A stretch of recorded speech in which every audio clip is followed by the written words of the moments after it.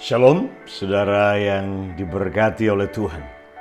Salam sehat, kuat, dan sejahtera bagi saudara dan keluarga. Kita masih ada dalam seri The Father's Promise atau The Greater Blessing. Janji Bapa yang terbesar atau berkat yang terbesar dari Papa kita di surga yang Dia berikan, yang Dia tinggalkan bagi kita sebagai pengikut-pengikut Yesus dan sebagai anak-anaknya. Kita akan lanjutkan seri pelajaran kita tentang mengenali pribadi Roh Kudus dan juga mengenali pekerjaannya, karyanya Roh Kudus dalam kehidupan Yesus. Nah, selalu ingat ini, Jesus is the will of God for you. Selalu ingat ini, Yesus itu adalah kehendak Bapa bagi hidup saudara. Jadi ketika kita berbicara tentang pribadi Roh Kudus dan pekerjaan Roh Kudus yang kita telah pelajari dalam kehidupan Yesus, maka itu juga yang sama yang merupakan karya pekerjaan Roh Kudus juga dalam kehidupan saudara dan saya. Karena kita tubuhnya Yesus di atas muka bumi ini. Kita tangannya Yesus, kita kakinya Yesus, kita hatinya Yesus, kita mata telinganya Tuhan Yesus sekarang ini di atas muka bumi ini.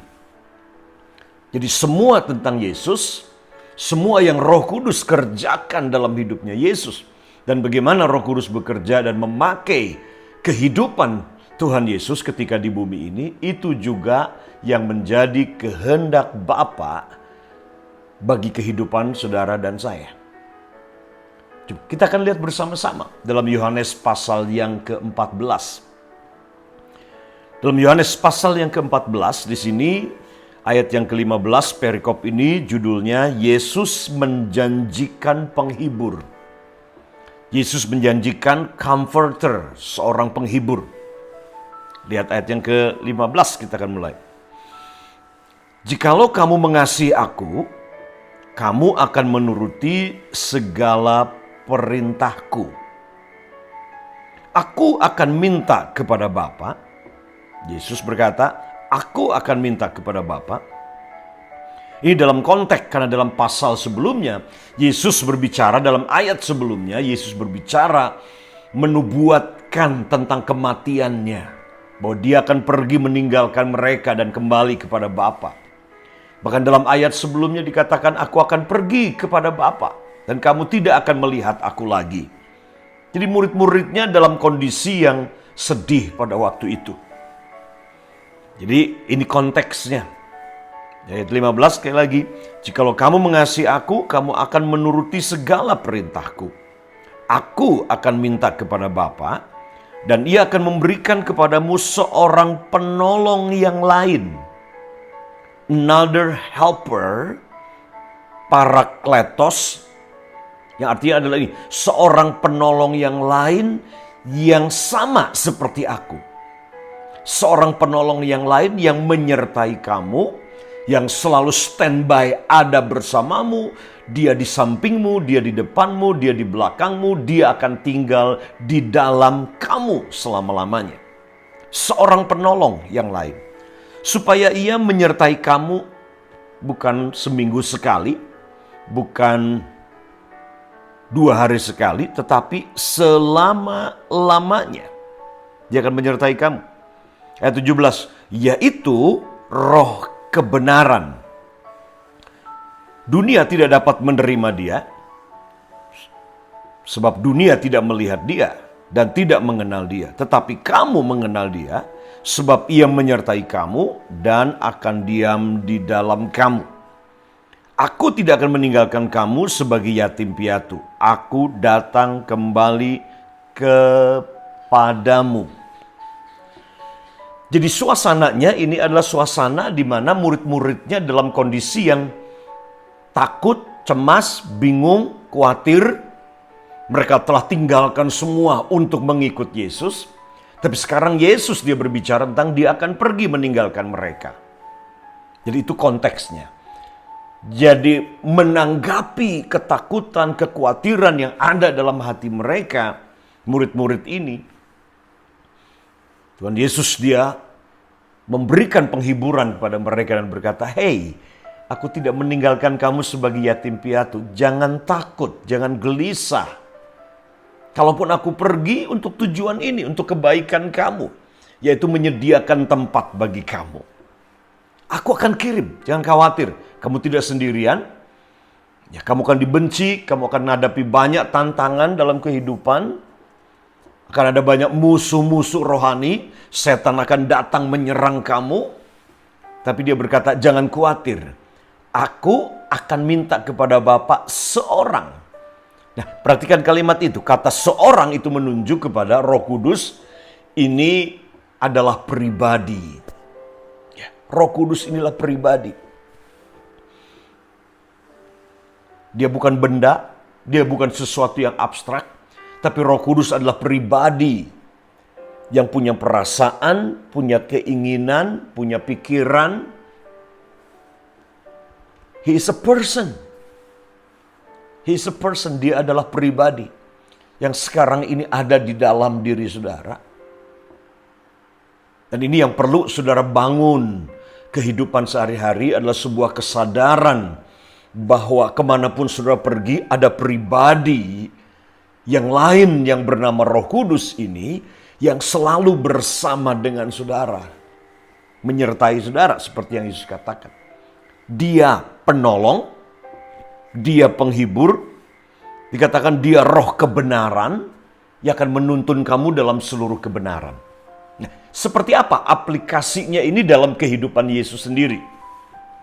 Karena sebagaimana sang penolong ini, roh kebenaran ini, roh penghibur ini bekerja dalam kehidupannya Yesus, sedemikianlah Roh Kudus juga dia bekerja dalam kehidupan saudara dan saya. Nah, ingat ini. Roh Kudus ini adalah sumber kuasa, sumber segala sesuatu dalam kehidupan Yesus. Nah, ada dua sumber kuasa dalam kehidupannya Yesus secara pribadi. Dan juga ini dua sumber kekuatan ini juga adalah dua sumber kekuatan dalam kehidupan saudara dan saya. Yang pertama, sumber kekuatan kita itu dari dalam. Ada di dalam kita. Sumber kuasa, sumber pengurapan, kekuatan itu ada di dalam. Bukan di luar. Itu sebabnya dia berkata, dia di dalam kamu.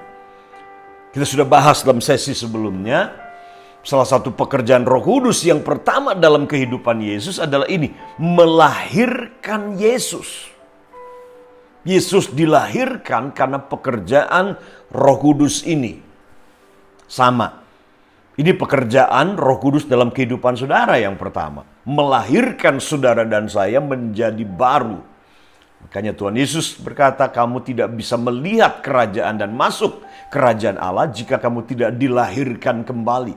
Rohnya saudara dilahirkan kembali oleh pekerjaan Roh Kudus. Sehingga saudara punya roh yang baru. Nah, itu ketika saudara dilahirkan baru, rohnya menjadi baru, Roh Kudus tinggal di dalam roh saudara.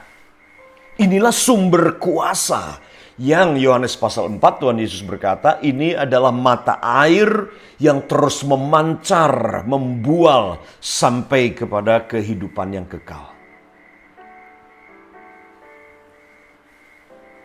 Kekuatan ada di dalam diri saudara. Tapi dimensi kedua daripada kekuatan Roh Kudus ini, itu turun di atasmu. Ya, turun di atasmu. Bukan hanya di dalam, tapi Holy Spirit come upon you.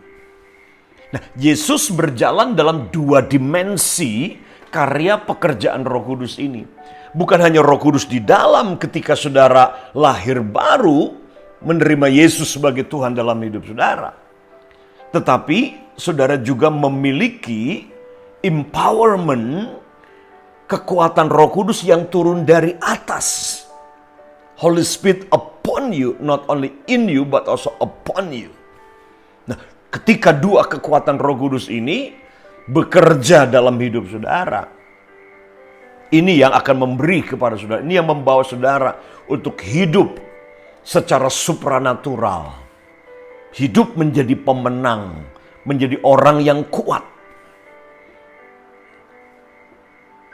Nah, coba kita akan lihat bersama-sama pekerjaan Roh Kudus ini di dalam Yesus dan maupun ke atas Yesus bersama-sama.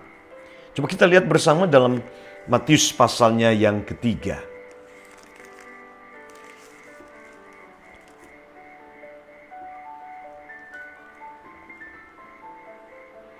Karena Roh Kudus di dalam kita, ingat, dia penolong, dia penghibur, dia roh kebenaran.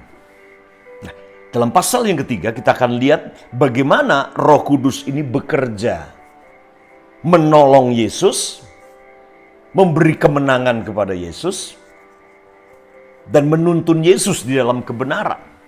Coba kita akan lihat bersama-sama pasalnya yang ketiga, ayat yang ke-13 sampai dengan ayat yang ke-17. Pasal 3 ayat yang ke-13 sampai dengan 17. Maka datanglah Yesus dari Galilea ke Yordan kepada Yohanes untuk dibaptis olehnya. Tetapi Yohanes mencegah dia, katanya, "Akulah yang perlu dibaptis olehmu, dan engkau yang datang kepadaku." Lalu Yesus menjawab, katanya kepadanya, "Biarlah hal itu terjadi, karena demikianlah sepatutnya kita menggenapkan seluruh kehendak Allah." Dan Yohanes pun menurutinya. Sesudah ia dibaptis, Yesus segera keluar dari air, dan pada waktu itu juga langit terbuka dan ia melihat Roh Allah seperti burung merpati turun ke atasnya. Lalu terdengarlah suara dari surga yang mengatakan, "Inilah anakku yang kukasihi, kepadanyalah aku berkenan." Nah, di sini Roh Kudus bekerja di dalam Yesus. Sang penolong, roh kebenaran ini bekerja. Bekerja seperti apa di sini? Karena ini menjadi kunci kemenangan hidupnya Yesus secara pribadi. Roh Kudus bukan hanya ingin memakai hidup saudara, tapi Roh Kudus ingin membawa saudara hidup menang. Menang. Kunci kemenangannya Yesus dalam kehidupan di sini yang pertama adalah ini, yaitu ada pada kata ini, mengenal Tuhan itu sebagai Bapa, mengenal Allah itu sebagai Bapaknya. Ini sangat krusial sekali. Nah, yang kedua adalah ini, mengenal jati dirinya dia, bahwa dia adalah anak. Ini yang kedua. Tapi yang ketiga adalah ini, mengenal firman. Mengenal firman. Sebagai manusia, Yesus perlu belajar Taurat, belajar firman. Tapi saudara tidak akan mungkin bisa mengenal kebenaran tanpa roh kebenaran ini. Dan ini juga yang terjadi dengan Yesus. Sebagai manusia, Yesus disunat. Sebagai manusia, Yesus dia belajar hukum Taurat. Itu sebabnya ketika dia di bait suci usia 12 tahun, dia bertukar jawab dengan ahli Taurat di bait suci itu. Dan mereka kagum akan hikmatnya Yesus ini. Jadi Yesus mengenal firman. Tapi yang ketiga adalah ini. Yesus dia mengenali kuasa yang ada dalam hidupnya. Dia mengenali pribadi Roh Kudus yang turun ke atas dia ini, yang memenuhi dia. Baru yang kelima, Yesus mengenali strategi musuh. Bagaimana musuh bekerja untuk menjatuhkan dia, untuk membawa dia keluar dari kehendak Bapa. Nah, 5 ini menjadi kunci. Dan kelima-limanya ada pada kata kunci ini, knowing, mengenal. Ini kunci kehidupan ada pada kata mengenal. Oleh karena itu, Hosea pasal yang keempat ayat yang ke-6 berkata, umatku itu binasa karena tidak mengenal, kurang mengenal Allah. Kurang pengenalan, lack of knowledge, ignorance. Inilah musuh yang membuat banyak orang Kristen jatuh dan kalah dalam kehidupan, ignorance. Yang pertama adalah ini, tidak mengenal kalau Tuhan itu adalah Bapa. Yang kedua, tidak mengenal bahwa dirinya ini anak. Saya dan saudara ini putra. Itu sebabnya ketika Yesus dibaptis air di sini, surga terbuka, kemudian Bapa berkata, "This is my beloved son in whom I am well pleased." Ini putraku yang kukasih, kepadanya aku berkenan. Dan Roh Kudus turun atas hidupnya Yesus. Bapa memenuhi Yesus dengan Roh Kudus, dengan kuasa. Bapa memenuhi Yesus dan membaptis Yesus bukan cuma dengan air, tapi membaptis Yesus dengan kuasa Roh Kudus. Mengenal bahwa jati dirinya itu anak.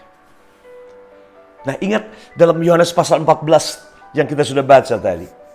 Yesus akan minta seorang penolong, roh kebenaran. Kemudian dia berkata, aku tidak meninggalkan kamu sebagai yatim piatu. Nah, roh yatim piatu inilah yang membuat ketika ada masalah saudara merasa sendiri.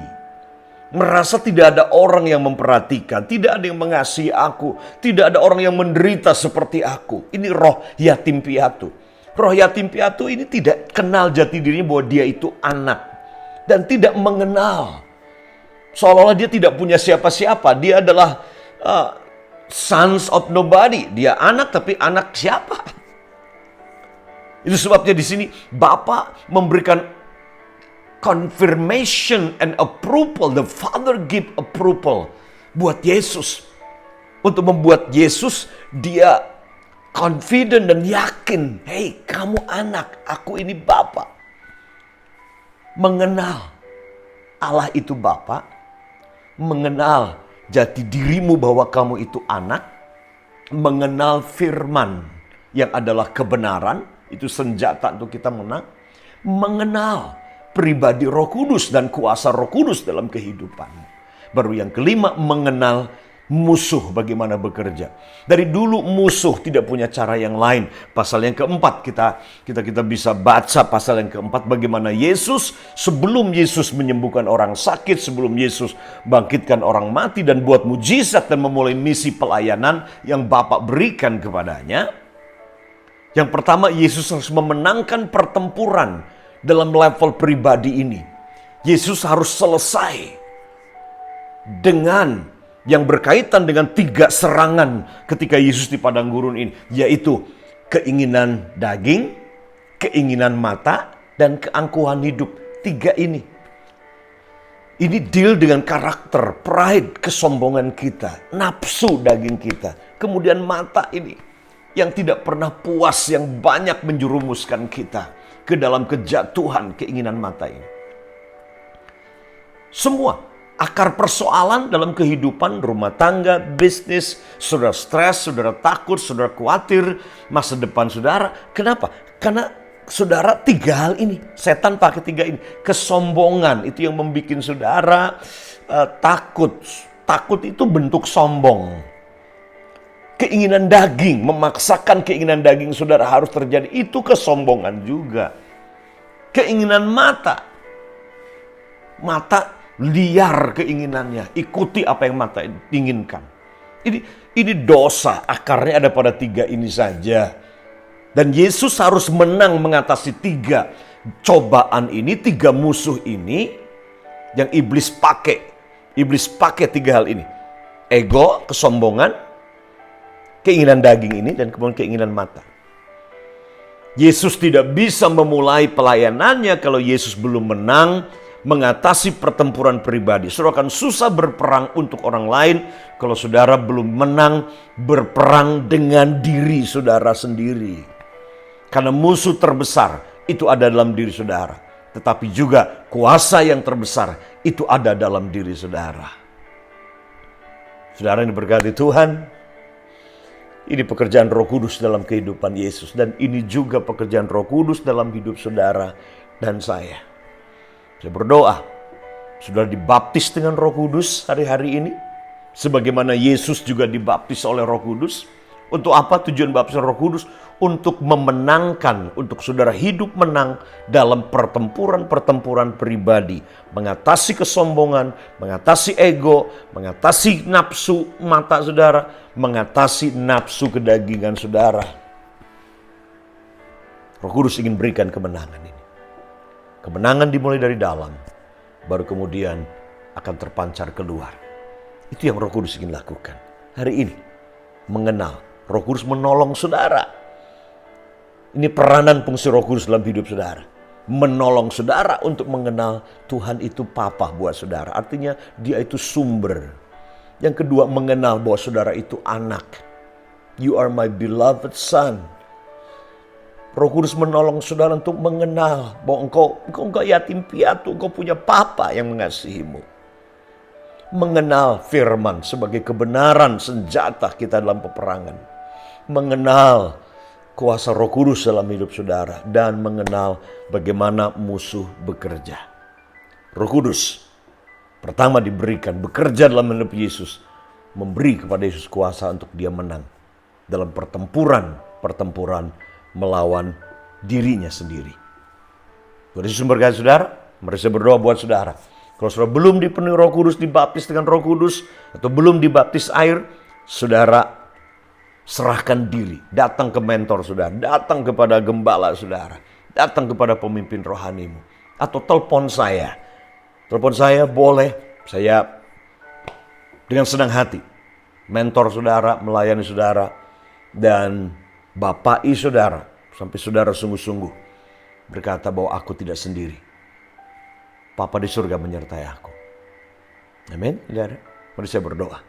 Papa di surga mau berdoa saat ini. Di dalam nama Tuhan Yesus Kristus. Dengarkan saat ini.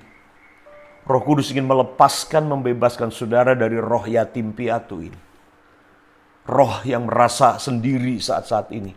Roh yang merasa bahwa saudara tidak punya siapa-siapa. Saudara nobody. Dengarkan Tuhan Yesus berkata, aku tidak meninggalkan kamu sebagai yatim piatu.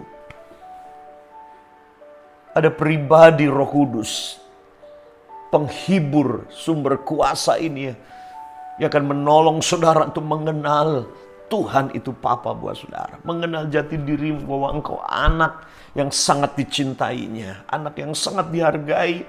Anak yang diterimanya tanpa syarat. Katakan aku berkenan kepadamu, dengarkan itu. Jadi pekerjaan Roh Kudus, saudara.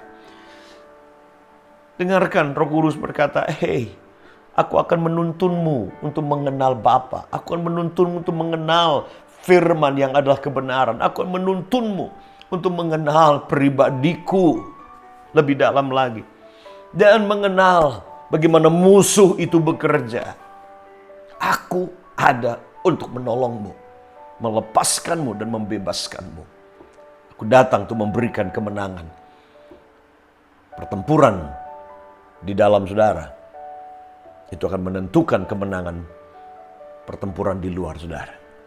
Karena itu saat ini terima kuasa Roh Kudus ini. Buka hati, itu yang dibutuhkan. Dan haus dan bilang, Roh Kudus penuhi aku. Tuhan Yesus baptis aku dengan Roh Kudus.